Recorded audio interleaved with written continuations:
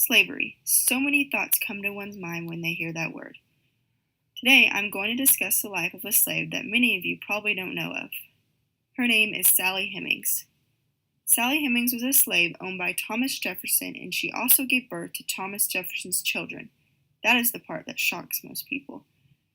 During Sally Hemings' lifetime, which was during the late 18th and early 19th centuries, plantation slavery played a major role in Virginia, especially the growth of tobacco and the cultivation of wheat. Another event that occurred during Sally Hemings' lifetime was the Declaration of Independence in 1776 and Thomas Jefferson's presidency. There are not any writings directly from Sally Hemings herself. However, there are plenty other primary and secondary sources that allow us to learn about her life.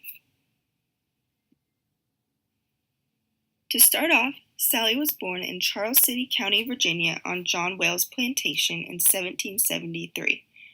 A year after Sally was born, she and her mother, Elizabeth Hemings, became slaves for Thomas Jefferson at Monticello.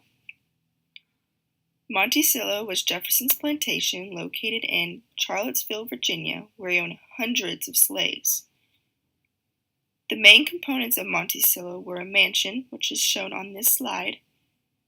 This is where Jefferson and his family lived, along with Sally Hemings. Monticello also consisted of a row of cabins for the slaves, located along the right side of the mansion, and Mulberry Row, which is where the slaves performed the majority of their agricultural work. When Sally was younger, it is said that she probably served to help the nurses at Monticello. As time continued, Sally performed duties such as simple household tasks, watching children, cooking, running errands, and etc.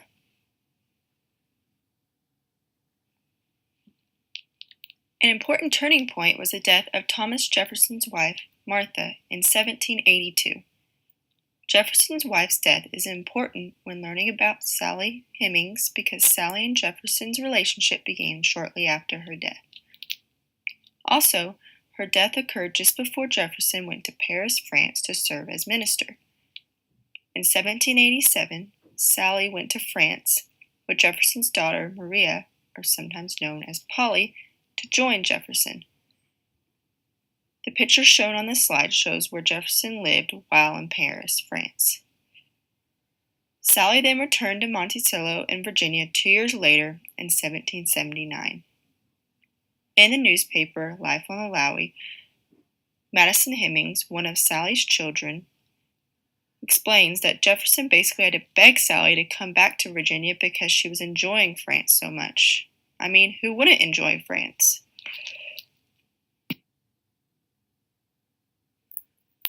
After returning from France, Sally gave birth to a child, but sadly the child did not live long. Jefferson only recorded the birthdays of 4 children in his farm book. The farm book consisted of writings from Jefferson about Monticello. These children were Beverly, who was born in 1798, Harriet, who was born in 1801, Madison, born in 1805, and Easton, who was born in 1808. According to Madison Hemings, him and his siblings lived decent lives as slaves for Jefferson. They became free, promised by Jefferson, when they were 21. Sally Hemings lived at Monticello up until Jefferson's death on July 4, 1826. Sally then moved in with her children, who were free from slavery at the time, after Jefferson's death. In 1835, Sally died in Charlottesville, Virginia, with her children by her side. It is important to know about Sally Hemings when understanding the history of the United States because it reveals Thomas Jefferson's contrary character. Now, what I mean by this is that Jefferson helped write the Declaration of Independence that states all men are created equal, but he also owned hundreds of slaves throughout his lifetime, Sally being one of them. Now, here's just a little fun fact. Archaeologists have found a room in the Monticello mansion that they claim was Sally Hemings' room, revealing that she received better living conditions than the other slaves working for Jefferson at that same time. This also supports the fact that Thomas Jefferson was the father of Sally Hemings' children because of the fact that her living quarters were very close to Thomas Jefferson's. The picture shown on this slide reveals the room that the archaeologists recently discovered. The rest of the Hemings family all lived in one cabin that was assigned to them, located on the right side of the mansion. If you are interested, you can actually tour the Monticello mansion.